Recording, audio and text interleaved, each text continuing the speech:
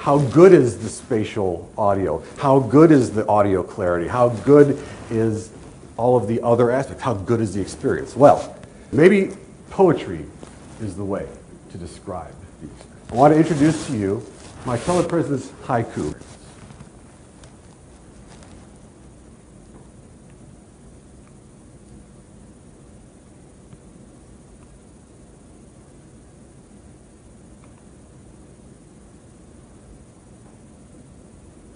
Or maybe not. Maybe poetry isn't the way. Hard to grade that.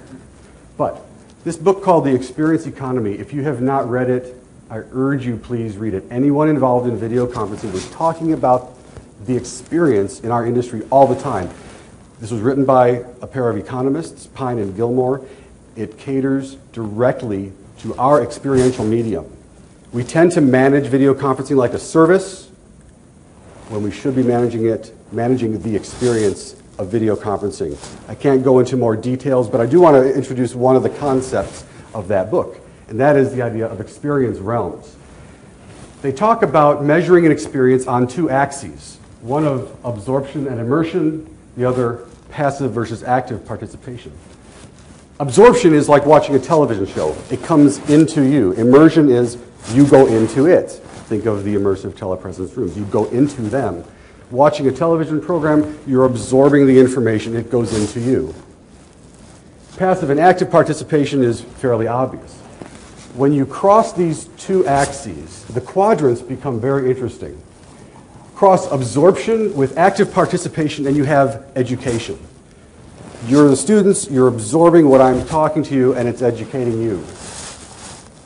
If you are passive, then it's just entertainment. It's like watching a movie. Cross immersion and active participation, and it's escapist. It's going on a safari in Africa, perhaps. And finally, cross passive participation and immersion, it's aesthetic. It is being in an art gallery and in that environment.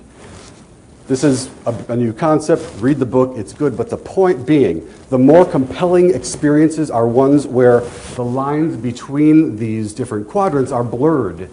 Think about an educational environment, but that adds a little bit of entertainment value into it. Think of Disney theme parks. There's education, there's entertainment going on. There's also aspects of aesthetic and escapist in them. This is one way to measure your experience. Look at your rooms, look at the experience, judge how they are in here and how you can make improvements. Judge how can you blur the lines between those quadrants to make it a more compelling experience. This increases the value of your offering, and it increases the value to your users of this experience you're providing. I can't urge you enough to read this book. It's really good. It reads easily. It will change your life, your professional life, and how you view this technology. And so experience is the sixth telepresence value.